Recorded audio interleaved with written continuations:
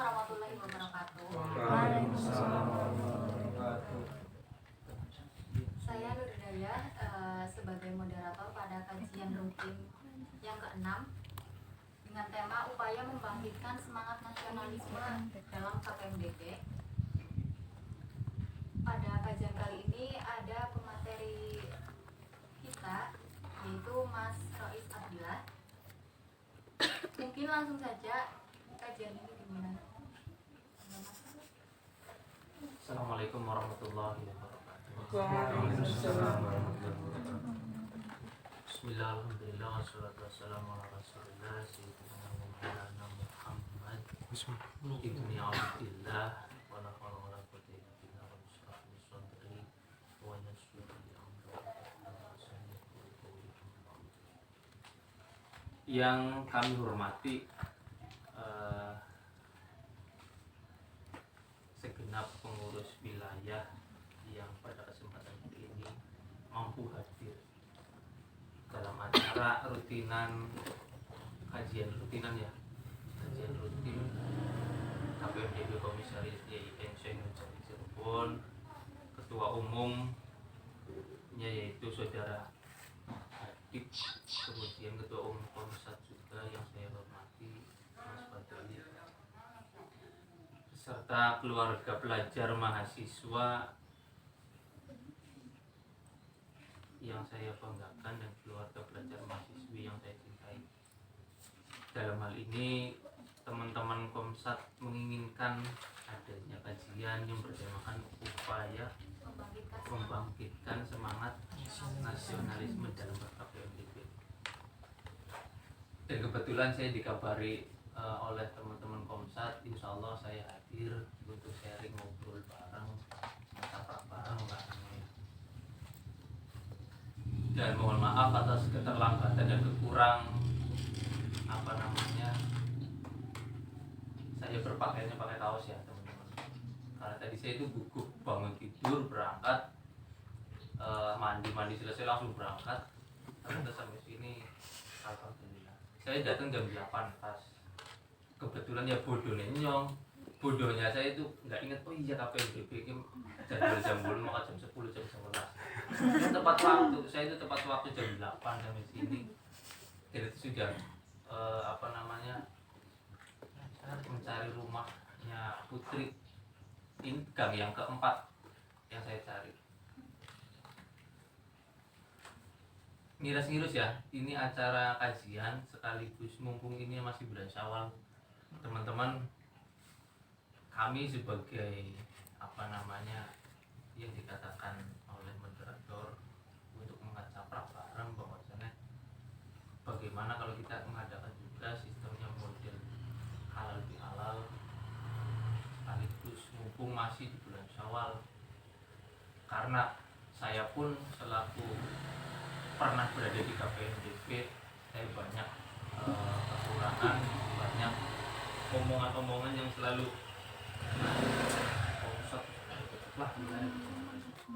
itu mohon dimaklumkan, mohon dimaafkan.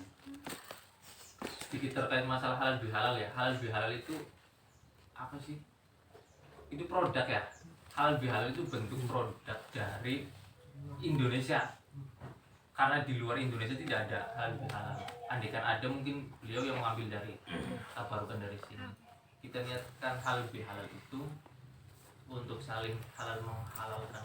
Bukan berarti halal menghalalkan jildah halal buat saya enggak. Bukan begitu. Itu harus ada proses, itu beda. Artinya halal dan menghalalkan, saling memaafkan. Itu produknya dari beliau Mbah Kiai Haji Wahab Hasbullah. Tahu ya? Kiai Wahab Hasbullah itu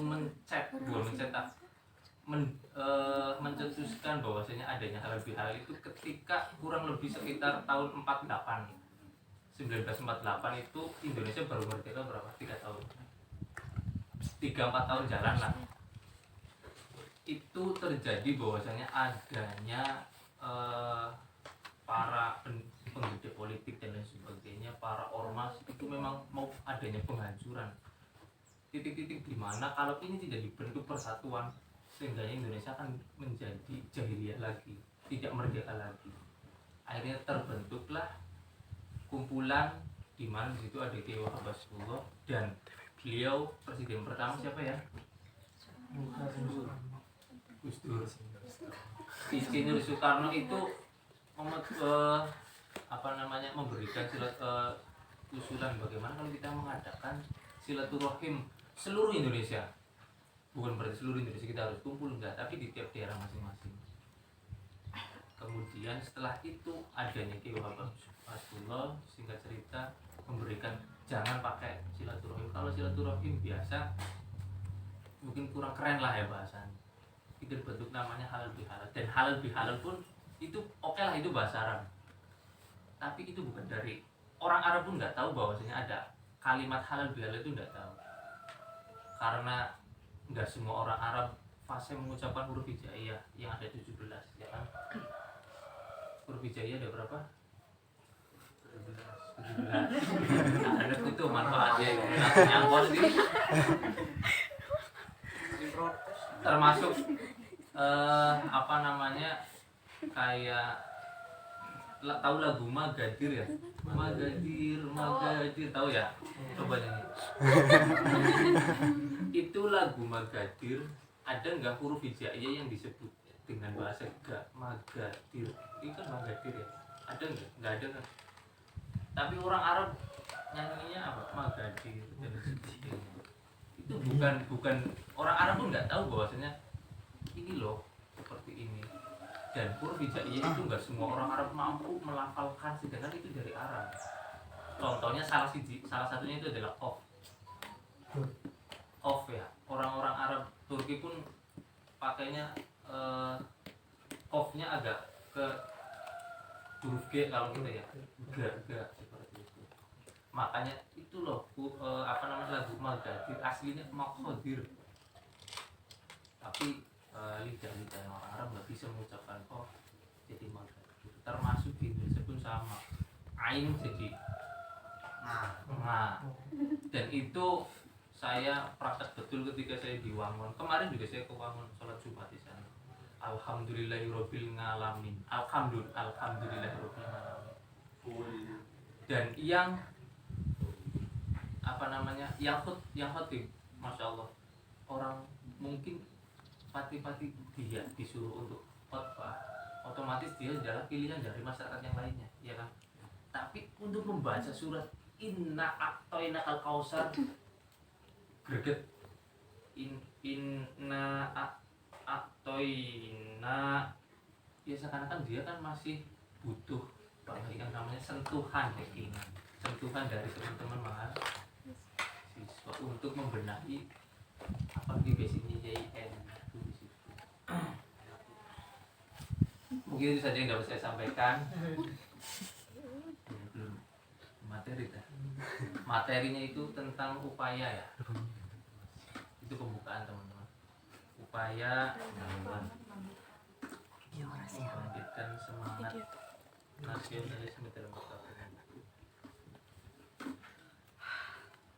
Teman-teman yang saya hormati, kalau kita bicara masalah terkait upaya membangkitkan semangat nasionalisme dalam pertahanan, kalau nasionalis itu saya sepakat untuk ber-KPBB, tapi kalau nasionalisme itu dari kebarat-baratan ya, nasionalisme karena salah satu bentuk kepercayaan diri. Beliau Gus Mus pun mengatakan, saya disuruh pakai logo atau bendera yang dikatakan di peci yang bendera merah putih, saya nggak mau. Loh kok nggak mau? Kenapa? Itu kan sebuah bentuk nasionalisme kita terhadap negara. Kalau nasionalis saya harus, dan itu wajib. Tapi kalau nasionalisme pembahasan katanya itu dari kebarat-baratan, saya nggak mau.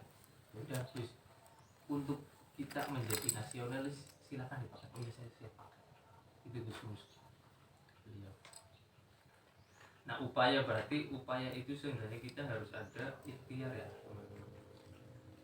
Ikhtiar dalam meningkatkan semangat ber-KPMDB. Kalau saya pribadi, saya sering banget yang namanya sharing, ngobrol dengan teman-teman bahwasanya kalau saya sudah cinta dengan A, berarti apapun resikonya, apapun kondisionalnya dan lain sebagainya, saya kerjakan seperti itu. Tapi kalau saya hanya sekedar masuk di gerbang dan belum bisa meranah, artinya saya belum bisa menjiwai ini apa sih KPMDB, kayak saya rasa ya banyak yang tereliminasi dengan adanya waktu zaman ya, yang datang kan segelintir orang seperti itu. Balik lagi bagaimana teman-teman menyikapi, karena dalam nasionalisme ruang lingkupnya KPMDB itu ada bentuk rasa sadar diri nasional ya. Kita harus ada sadar diri dan kebanggaan diri terhadap bernegara KPMDB, karena kita bahas KPMDB, bernegara KPMDB, dan nanti akan muncul yang namanya sikap. Efek dari itu akan timbul namanya sikap, sifat terhadap yang kita inginkan. Kalau kita berada di dalam lingkungan KPMDB, berarti seenggaknya apapun sikapnya harus kita ambil resiko. Contohnya kalau sikap, kenapa sikap dan sifat harus disandingkan? Karena itu dua pekerjaan yang berbarengan tapi beda makna, beda arti, dan beda bentuk. Contohnya lampu, misbahun ya mas, apa-apa. Misbahun itu lampu. Lampu itu nyala, dan adanya lampu itu nyala, tapi di situ ada terang, ya kan? Lampu itu dipakai saklare, lampu mati terangnya hilang. Begitu juga api. Api, adanya api, ada cahaya, dan adanya cahaya berarti adanya juga apinya sendiri itu panas. Sikapnya adalah api, panas. Ketika kita pegang panas, sifatnya mencahayai. Sifatnya sini. Itu. Jadi sama saja dengan lampu, itu dua yang nggak bisa kita pisahkan. Sikap dan sifat itu nggak bisa dipisahkan, tapi beda makna, beda bentuk. Makanya kalau kita terlalu takut dengan neraka, nanti lama-lama nyembah neraka. Kita takut mencintai surga, lama-lama kita akan nyembah surga. Dan untuk KPMDB, saya kira bukan tabu. Kita terlalu banyak sering mengeluarkan kata-kata dengan ber-KPMDB yang sehakikinya itu seperti apa sih? Karena saya pun belum tahu apa sih yang ber-KPMDB, yang sebenar-benarnya itu seperti apa. Karena reorganisasi pasti ada perbedaan khilafah atau sistem yang dianut, artinya seperti itu. Pada Tum Doli sistemnya seperti apa, pada Tum Amin sistemnya seperti apa, dan pada Tum Jabil sistemnya bagaimana, itu pasti beda. Dan dari setiap sistem yang dianut pasti ada manfaatnya. Ya contohnya Tumdoli sekarang bisa tuku sound system, konsenoli ngasap mau apa ya yang dianut ya. Alhamdulillah ya. Ngeri, saya juga salut. Saya kaget tadi ngobrol, itu udah punya sound, ambil dah. Dia sound singgi tuh. Yo ngecen mentuk ya. Kan dia tuh di sini lu kan kaget sih. Dia di Cibu Isa.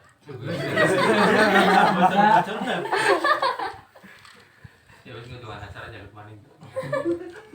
Genset. Singa bukti. Ngomong-ngomong terkait masalah KPMDB, kalau saya sih caranya seperti ini. Kalau teman-teman minta adanya upaya kesemangatan dalam KPMDB, silahkan balik lagi ke dirinya masing-masing. sehebat apapun orang yang ngomong, yang ngasih tahu, yang menasihati, mungkin gue rokok, ketika itu tidak apa namanya sejalan, tidak akan dipakai kan seperti itu. Balik lagi ke diri, silahkan ayo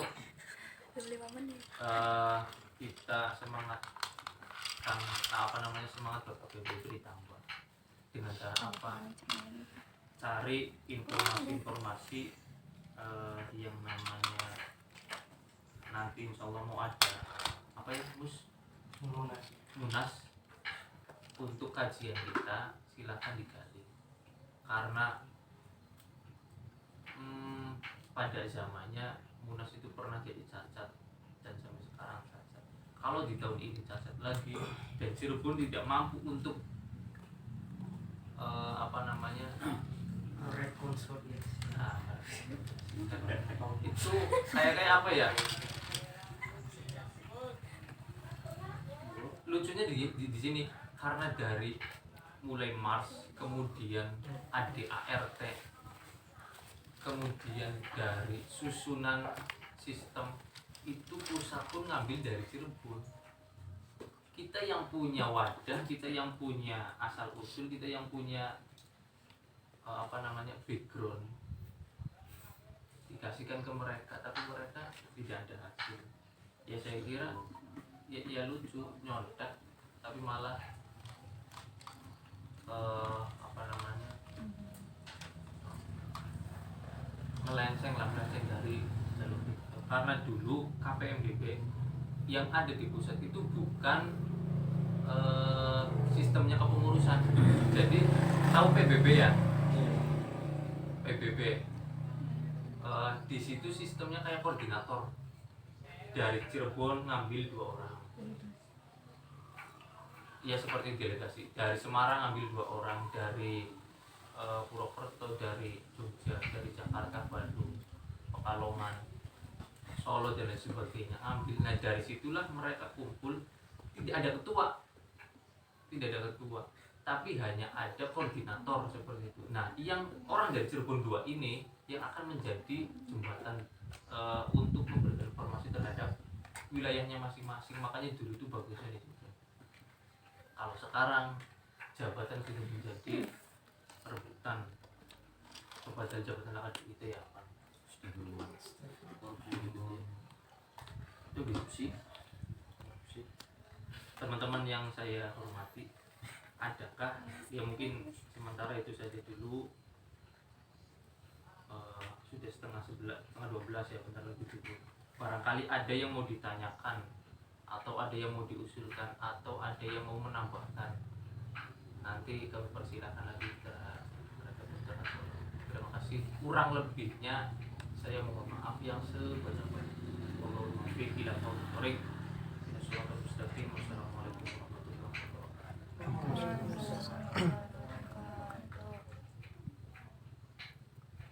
Ya barangkali ada yang mau ditanyakan, silakan.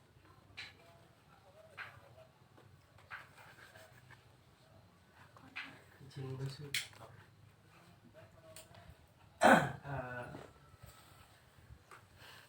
Terima kasih kepada moderator yang kedua kalinya, Hadratul Muhtaramin Gus Rois Abdullah, Sarjana Ekonomi, amin. Hukum. Hukum Ekonomi Syariah, Amin. Mas Rois Abdullah, Sarjana Hukum. Sedikit menambahkan bahasanya hari menambahkan kayak sosokan sedikit menanggapi perbincangan kita. Silakan mungkin dari teman-teman mempunyai gagasan atau konsep nasionalisme yang bagaimana. Cuma di sini posisi saya menambahkan bahwasanya yang saya ketahui mungkin dari kita paling berbeda, mungkin konsep nasionalisme yang A atau B bagaimana, karena ya pada hakikatnya kita beda studi, literasi dan diskusi. Oke, saya sedikit menyampaikan sesuatu bahwasanya konsep yang nasionalisme yang saya pahami bahwasanya ketika ada seseorang menganggap nasionalisme itu merupakan tauhid, pemahaman yang tauhid, yang istilahnya di luar dari jalur Islam, itu sama sekali orang yang emang benar-benar merusak ukhuwah. Karena pada hakikatnya seorang manusia diciptakan sebagai khalifah yang bagaimana untuk mengisi bumi ini, untuk mengisi kepemimpinan ini, bagaimana kita membentuk tatanan masyarakat. Oke lah, ketika ada orang nggak ada sama sekali di Al-Quran dan hadis, bah nggak ada, dari mana coba? Kalau kita teliti surat Al-Balad, la uqsimul bihadal balad, kalau kata orang-orang PAI ya, iya lah, tuh, iya. Demi negeri Mekah, itu artinya apa? Dari situ kita bisa memahami asbabun nuzul, bahwasanya sebab-sebab turunnya surat tersebut itu sudah paham bahwasanya di situ demi negeri Mekah, itu sudah benar-benar doktrinasi loh, istilahnya sebuah pemahaman yang luar biasa bahwasanya kita diwajibkan untuk mencintai negeri Mekah. Jika kita terapkan di Indonesia pun sama, kita disuruh mencintai negeri ini. Oke, diajarkan ulama besar kita, seorang alim ulama tingkatannya wali, Hadratus Syekh Hasyim Asy'ari, yang dimana Hadratus Syekh merupakan gelar profesor yang hafal kutubus sita, hafal hadis Bukhari dan sebagainya, benar-benar melotok lah. Aduh, nemen karo ulama-ulama saiki. Ya mungkin anak istilahnya dari segi keilmuan. Cuma mungkin mengenai konsep kenegaraan, beliau sampai saja begini, tidak perlu hadis ataupun Al-Quran untuk mencintai negeri ini. Karena pada hakikatnya ulama-ulama zaman dahulu itu kayak misalnya ada Mbah Marus dari Lirboyo, itu pondokannya, coba kita teliti, kita kaji, banyak sekali pondok-pondokan di Jawa Timur ataupun buntet sekaligus itu jarang sekali buntet, mohon maaf, itu istilahnya bukan memakai istilah Arab, itu sebuah wujud nasionalisme yang luar biasa menurut saya. Kayak di pondokannya Betty, pondok Lirboyo, itu karena tempatnya Lirboyo, itu bentuk nasionalisme yang luar biasa menurut saya. Terus kemudian Wireng, Buntet juga, terus kemudian Termas dan sebagainya. Itu karena apa? Karena ulama-ulama zaman dulu memang benar-benar kokoh, istilahnya mempertahankan tanah kelahiran beliau gitu. Jadi kalau mungkin dari teman-teman mempunyai konsep dan gagasan tidak setuju akan hal nasionalisme itu di luar jalur ajaran Islam, itu menurut saya bukan golongan kita. Maksudnya perlu diluruskan pemahaman yang seperti itu. Mungkin sekian dari saya. Mungkin saya silakan ke moderator ataupun barangkali yang mau mengkritisi argumen saya. Asik. Mungkin yang lainnya barangkali mau bertanya, tambahkan atau lain sebagainya.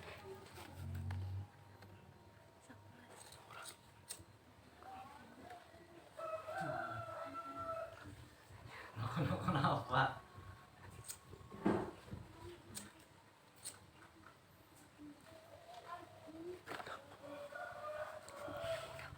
Terus ini jeruk sama baik. Habil, pernah konflik. Habil Habil. menanya, Oh iya, besok kok. Ada yang mau menambahkan? Mas Nabil, monggo.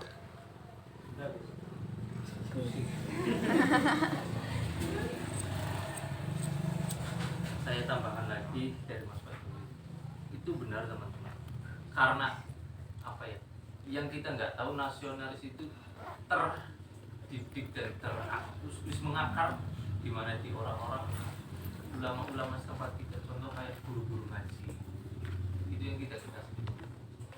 Itu sudah menanamkan bentuk nasionalis yang kita sendiri sebagai para akademisi taunya nasionalis itu seperti ini, orang-orang elit politik dan sebagainya, ya tahu. Tapi enggak seperti itu. Ya konsepnya Rasulullah pun dulu sudah sangat matang.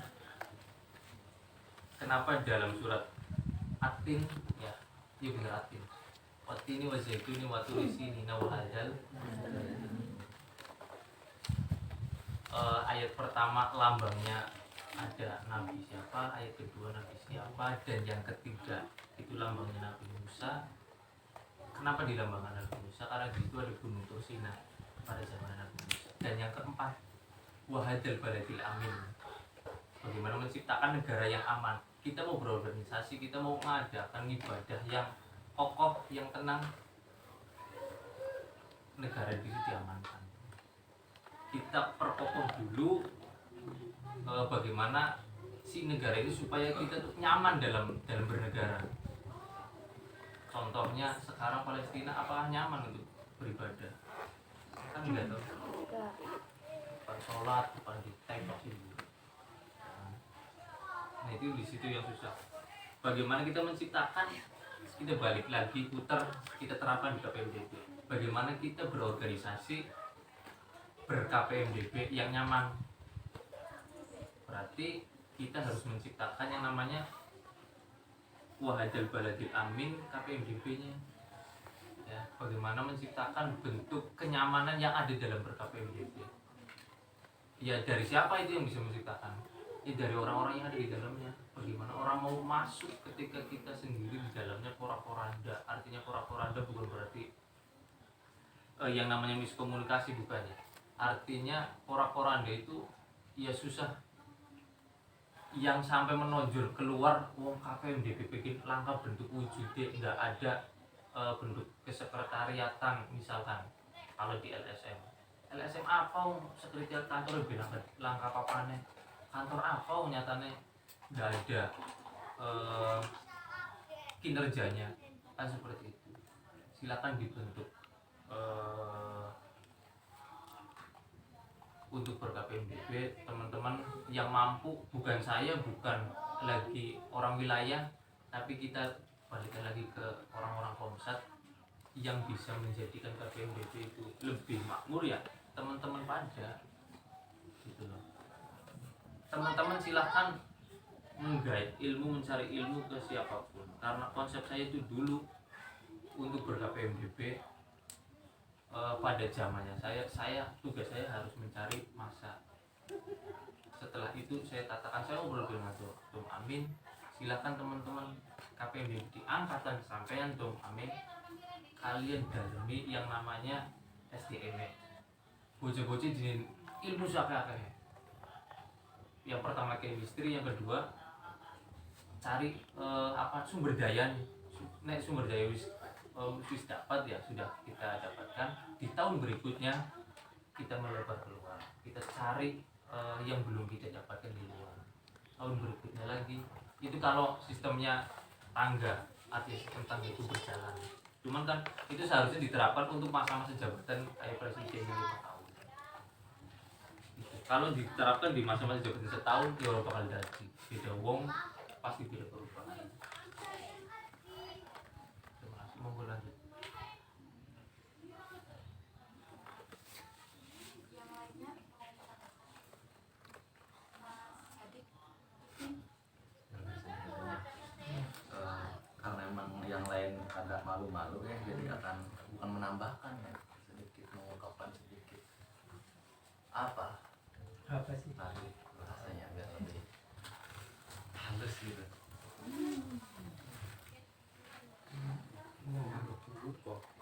Saya menyampaikan apa yang ingin saya sampaikan lah terkait tadi tema yaitu tentang nasionalisme. Nasionalisme itu artinya dalam KBBI ya suatu ajaran atau bentuk paham pengetahuan untuk mencintai bangsa sendiri atau negeri sendiri. Dan dalam tema kali ini sasarannya adalah KPMDB kan. Poinnya adalah dari nasionalisme adalah rasa cinta. Ya benar Haji. Iya. Artinya apa? Ya mungkin teman-teman di sini lebih tahu lah apa arti cinta yang sesungguhnya, apa arti cinta yang sebenarnya. Bahkan hal yang negatif pun ketika melekat pada contoh seseorang yang kita cintai, bahkan kita bisa melihat dari sudut pandang yang bagus gitu loh, dari hal-hal yang sepele gitu, iya kan? Oh, padahal orang lain menganggap dia seperti ini cara makannya lah, seperti ini. Tapi orang yang sudah mencintai dapat melihat dengan sudut pandang yang berbeda gitu. Dan itu hal yang positif gitu. Begitu pula kader-kader KPMDB memandang KPMDB gitu. Harus dalam kacamata yang seperti apa ya, seseorang mencintai gitu loh, harus bisa mengambil sisi positif dari segala apa yang ada di dalam KPMDB. Bagaimana caranya? Yang pertama adalah mengenal, baik dalam sisi historis sejarah, dari mulai pembentukan, perkembangan dari tahun ke tahun, era bahasanya ya, sampai sekarang. Karena cinta nggak bakalan lahir kalau nggak ada sesi mengenal gitu. Nggak mungkin dong kita mencintai seseorang yang bahkan kita fisiknya, bentuk fisik, pengetahuan tentang beliau lah, tentang apa kisah-kisah beliau, itu nggak bakalan bisa mencintai seperti itu. Artinya perlu ada perantara guys, bisa lewat jalur penglihatan, bisa pengetahuan dan sebagainya. Mungkin sekian.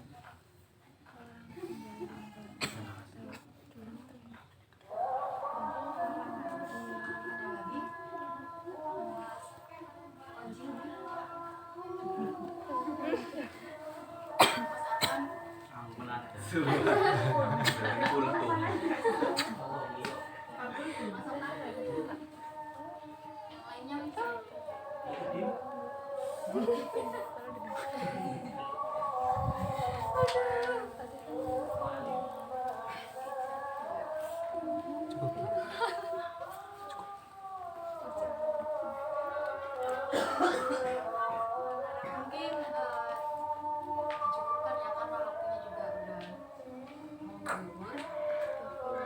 Saya akan membacakan kesimpulan pada kajian kali ini.